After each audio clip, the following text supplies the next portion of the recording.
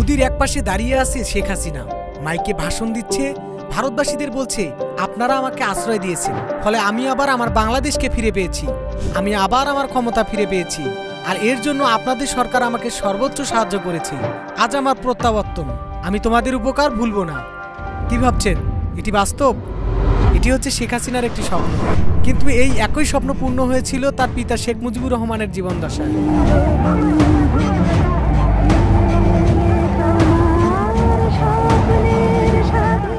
আর এই একই স্বপ্ন দেখে চলেছে হাসিনা, যার কারণে সোশ্যাল মিডিয়ার মাধ্যমে নেতাকর্মীদের উদ্দেশ্য করে একের পর এক উস্কানিমূলক বক্তব্য দিয়ে যাচ্ছে হাসিনা। তিনি এখন ভাবছেন মোদি তাকে আশ্রয় দিয়েছে, মানে তাকে আবার বাংলাদেশের ক্ষমতায় বসিয়ে দেবে, যার ফলে এখনো মোদির মুখের দিকে তাকিয়ে আছে হাসিনা ও তার দোসররা।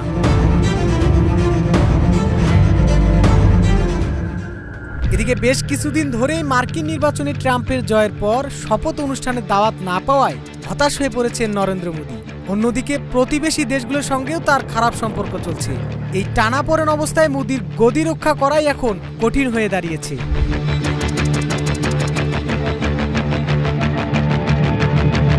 ট্রাম্পের জয়ের পর মোদি ভেবেছিলেন আগের মতোই দক্ষিণ এশিয়া আবার দাদাগিরি করে নিজের ইচ্ছামতো ক্ষমতার দাপট চালিয়ে যাবেন, কিন্তু তার সেই স্বপ্ন একের পর এক দুঃস্বপ্নে পরিণত হয়েছে। আর এর মূল কারণই হচ্ছে মার্কিন প্রেসিডেন্ট ডোনাল্ড ট্রাম্প। দেখা যাচ্ছে কোনোভাবেই ভারতকে ছাড় দিচ্ছে না মার্কিন প্রেসিডেন্ট ডোনাল্ড ট্রাম্প।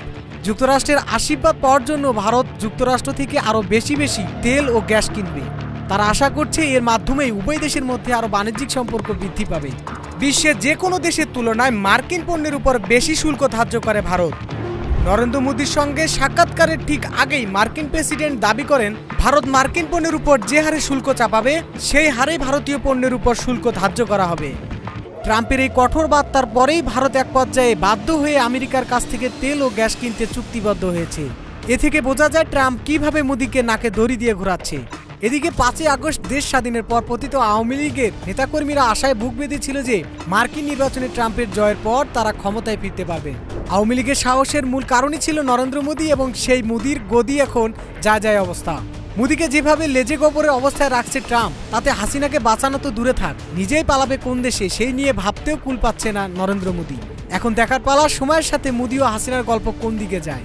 এবং আপনাদের মূল্যবান মতামত অবশ্যই আমাদের কমেন্টে জানিয়ে যাবেন। ডেস্ক রিপোর্ট, এই সময় টিভি, ঢাকা।